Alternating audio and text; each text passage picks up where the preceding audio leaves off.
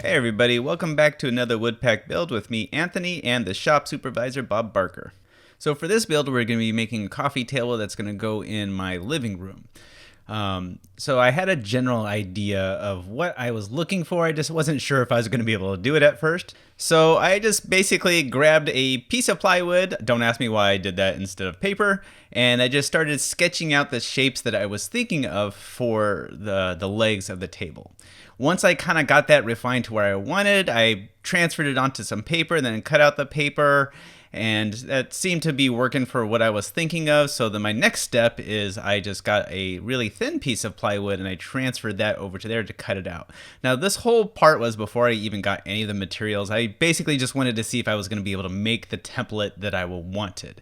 And one of the issues is I don't have a bandsaw, so it makes it a little bit more tricky for kind of cutting that out to where I want it to be. But I figured with the really thin plywood and just kind of shaping it this way, it kind of got me where I needed to. So with that, I was happy enough that I'm gonna be able to proceed. So I went and got some 6/4 white oak, and these was originally just 3 large pieces that I kind of cut down to fit my vehicle to bring them home, and kind of went through them, seeing what the wood grain looks like, and deciding where they're gonna go within the build. Of course, we get started cutting them down to more manageable sizes and getting everything milled to where I want it before we move on to the more tricky steps. Now, one of the things that I kind of had an issue with this one was why I was a little concerned initially is because I don't have the bandsaw and I'm going to be making these legs from the template. And one of the main issues with that is I basically only have really a jigsaw to kind of cut to the shape that I'm looking for. And that's just not the most optimal tool because you kind of get a lot of wandering with like the jigsaw blade. But I figure I'm going to give it a shot, and I think it's still going to work out well. So now we got all that lumber milled up to the sizes that we need. Now I'm going to make my actual final template. So I had a 3/4 inch scrap MDF laying around, and I just figured I would use this one. I don't really need it to be that thick, but might as well just use what I have instead of buying a whole new sheet. And for cutting out the templates, the jigsaw actually did great. It just cuts through that so easily and kept the shape that I wanted. And so I just transferred from my smaller piece of plywood over to the MDF and used the router table and a flush trim bit to get that exactly to size. And then once I had the pieces that I wanted, it's time to get them transferred over to the white oak.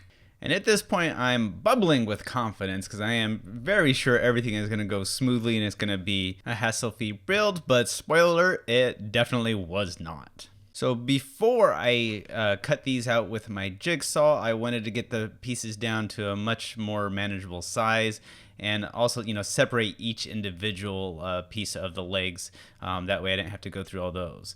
So I got started with my jigsaw and it was a bit of a nightmare. Everything kind of vibrated like crazy and I didn't even realize that my jigsaw was a little bit loose, so it kept on going wonky like that. And so eventually I figured out why it was moving so much on me and was able to tighten up all the bolts underneath, and then it went a little bit better. But even with that, it was really difficult to get anywhere reasonably close to the lines and not have it hit a hard angle. So I had to go farther out from the line that I really wanted to, just to make sure I wasn't cutting into the actual finished piece that I'm going to be dealing with later. And the main real issue with that is it just gives a much thicker piece when you're doing the flush trim bit, which makes it a little bit more nerve-wracking on the router table later. And then for the joints that are going to be in the legs, for the parts that did have a flat piece that I could register, I did those with my miter saw. But for the upper part of the legs that don't have a flat piece now, I basically just use my start square there just to make sure they're perfectly in line of where I need it to be, and then just cut those on my crosscut sled there. And that actually went even better than I thought, but then it's on to the next part and the joinery.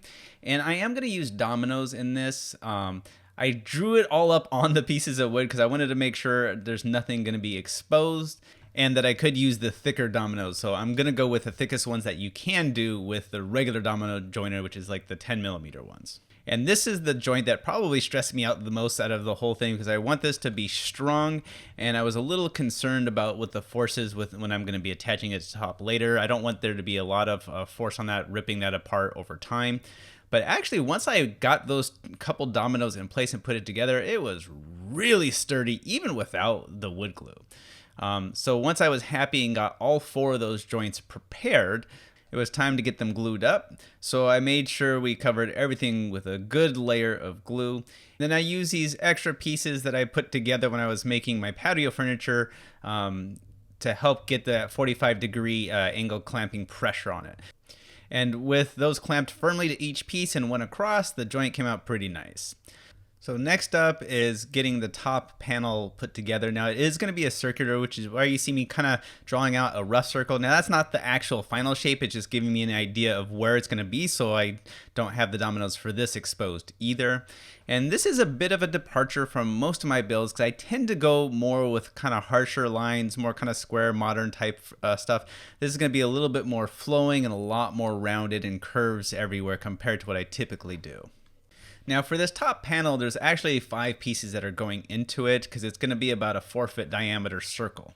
However, how long it takes me to glue it up and the size of my clamps, I tend to just do that in sections, just given less stress, and also makes it a little easier to get good clamping pressure on all the individual ones since I don't have as many clamps as I need for the really large glue ups. So we're just doing basically half of it at a time, and then we'll clamp the other 2 together. Of course, it does take much more time doing it this way, and sometimes you have to do a little extra flattening for the joints afterwards because you can get a little bit of flex in it with these glue ups. But for me, it's worth it just to kind of save the stress. So then after we had those 2 sections completed, we can do the full panel here. And for that, the only thing I had that was large enough is my 4 pipe clamps. Now, I mean, I could kind of use my regular clamps and just join 2 together, but for this, I kind of figured that the 4 of the pipe clamps was going to be enough. I just had to be really careful on how I'm doing this because with these ones, they put so much pressure, you can still accidentally bow the panel a little bit. So to compensate for that, I just got a large straight edge, put it on there, and then just made sure to adjust my top and bottom clamps to make sure that it wasn't causing any extra bowing in there. And then after that was together, we can move on. And I ended up basically just using it as a table because that thing was really, really heavy and I didn't have anywhere else good to put it. So basically I kind of worked on top of it for a while. But I'm just getting my templates onto the piece of the legs and I'm just doing 3 on each before we take it over to the router table. And I definitely had a few issues with this. Number 1, I should not be wearing that sweatshirt with those strings hanging down. If they kind of got sucked into the router bit, that would not have been a good time. Number 2, I had to go really, really slow because if I wasn't careful, this thing, because it was so thick, it wanted to grab and just run on me. And the other part is with the way the wood grain is going, sometimes it hits a point where it really wants to chip out a lot. And so for that, I had to be really extra careful and cautious with that. But eventually, I did get it done. And so now we're beginning to do basically a half lap joint here for putting the 2 different cross sections of the legs together. For the lower piece, I'm using the trenching feature on my miter saw, which is actually the first time I've used that feature on this particular saw, and it worked out great. It was really easy to adjust and it made this part go nice and smooth. But for the top piece, I'm just going to use my cross-cut sled to do it just because of the orientation. I couldn't do that on the miter saw and vice versa with the other piece actually. And once I had that done, it was time for a good test fit and it actually came out really, really nicely. It was a nice tight fit. I tried to use my hand mallets there and that didn't work, so I actually went and got a different one and it did go together pretty well. So here's a piece where I had a large amount of chip out. Rounding it off would probably get rid of most of it, but I wanted just to keep this as seamless as possible. So I just kind of scored it, then used my chisels to take off like a square section. After that, we can just get another scrap piece and just cut it down to shape and then glue it in there. Unfortunately, this wasn't the only place where we had some chip out, and I actually had another piece that I accidentally tilted it while I was flush trimming it, so the router bit kind of dug into it a little bit, and that's this one right here. So for this repair, I just got an upcut spiral bit and cut out a little channel where the router bit had dug into it before. And then I cut another little sliver off and just used some sandpaper to round over the top so it'll kind of fit with that cut that this spiral bit did. And the fit was pretty snug, so we tapped it into place, clamped it up, and let it dry. And then after those repairs are both done, then we use our templates from before just to kind of get everything nice and smooth and in line with where it should have been. Now we're going to be cutting the legs to their proper height, and I wanted to make sure that these were all nice and square and even, so I figured the best way to do it was just to set my fence on the router table to the right size and cut them all there. And then we can move on to doing roundovers for the edges. Now I'm doing different size roundovers for the legs and for the top. I did want a large roundover, but not for it to be perfectly round on the edge. And then one thing I totally messed up on it. Right there, I should not have gone all the way. I actually put lines there where I was supposed to stop doing the roundover for the joint, and for some reason I just didn't pay attention. The other issue is the way this wood grain goes, you have to be really careful. So part of it is actually better to do a little bit of a climb cut with the roundover because it caused this huge chip out, which I ended up using my chisels just to flatten those out by hand. And then I just put this block on there. It actually took me a while to find the block that would really match it well, especially with it being on the corner like that. But we were able to find one, and then after it was dried up, we can just basically cut it down to shape, and then eventually we're going to just take it back over to the router table and do the roundovers on that as well. And I do want to mention for the roundovers, I actually did this in multiple passes. I did smaller bits to larger bit because I was a little bit nervous about doing it all at once because I just didn't want to have it grab too much, and it was just a little finicky, so just doing it a little bit at a time seemed to work well. But that fix actually got so seamless right there, as you can see right there. When I actually did the final one, I couldn't even find it. And this is where the marks is where I was supposed to stop doing my round over. So you can see now with the joint, that's supposed to be flat across, and it's not. So here goes for another fix. So I figured for this one, we're just gonna replace this section so it's back to the miter saw with the trenching feature to take out that area, and then I just cut another piece to fit into that little square thing and leaving this firmly square. That way I can match the two legs together, and that joint will end up being solid, and I can finish the little bit of roundovers that'll be necessary later.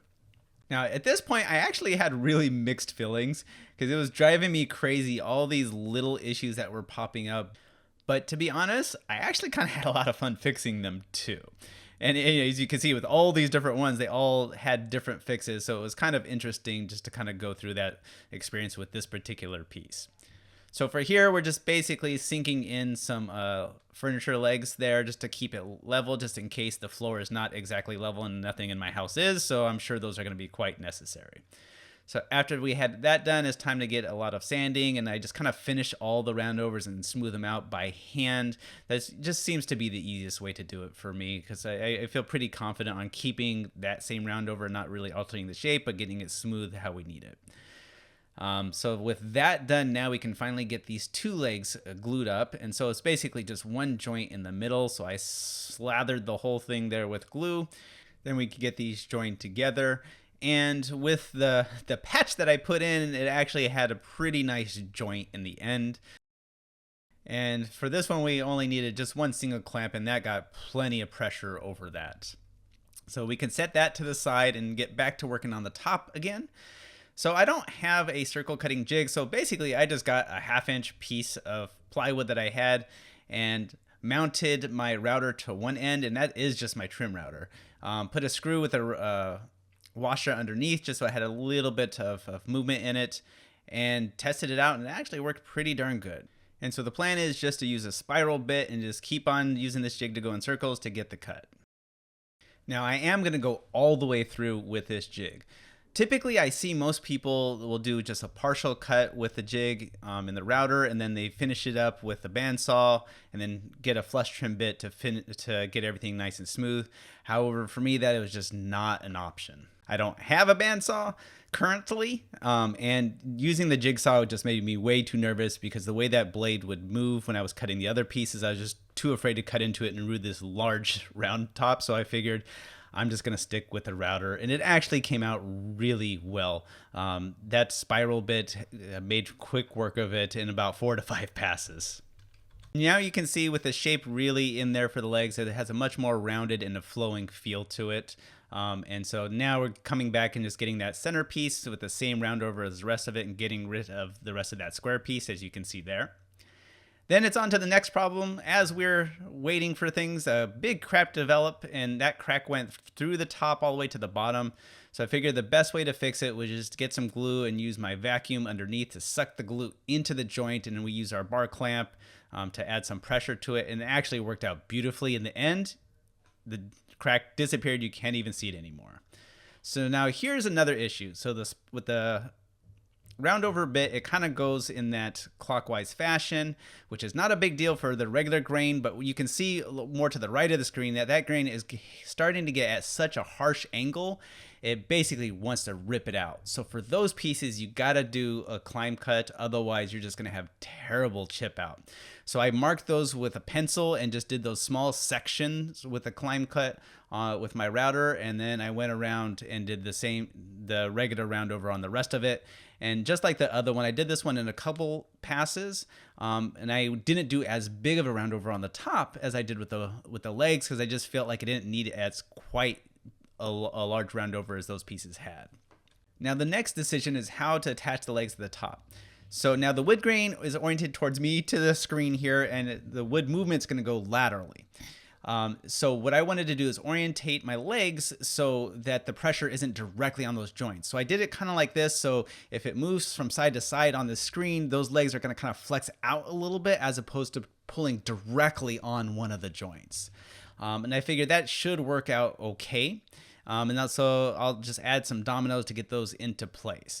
Now it would be nice if I had like a metal plate or something like that, so where I can just add some wiggle room for movement, but I didn't really have a good way to do that. So I think this is going to hold up well, although time will tell. So if anybody has really strong feelings about it, leave me a comment below. I'm always interested to see what people think about some of these decisions. But after kind of getting that all lined up properly, it actually felt pretty darn nice and solid. So now it's time to get it glued up, and just like before, we're just going to slather it all with glue and get it together. Now, initially, I was a little bit anxious on how I was actually going to get good clamping pressure for these joints. I thought I was just going to have to load a bunch of weights on the top of the table, but luckily with the overhang that I chose, it's actually going to work out nicely with clamps. And with the pieces together, you can kind of see what I was going for with all of the rounded shapes on here, why I'm putting a larger round over than I would normally do, especially on those legs, but also on the top. There's just a lot of curves and flowing with it, so the extra round overs just felt like it made it more cohesive. And one of the other things that I kind of hemmed and hawed a little bit about during the design phase, if the thickness of those legs was going to be enough to add enough strength for this coffee table. And now that it's together, it's way more than strong enough. So I was pretty happy with that, because I wanted the thinner legs for the look that we're going for. So now we're doing the finish, which is just a Rubio monocoat, and I'm doing a half and half of bourbon and smoke 5%, and that kind of gets to the tone that my wife really likes. Now in the beginning, I did mention that it's both me and the shop supervisor. Now, he didn't feature prominently in this video. He's been preferring to stay a little bit behind the scenes up until we did these beauty shots, and then he definitely wanted to be front and center. So after fixing all of my mistakes, I think the table came out beautifully, and I'm so happy to have this piece done. Let me know what you guys think of below, and if you like what you're doing, leave a comment, like, subscribe, all the good stuff. Otherwise, we'll see you in the next one.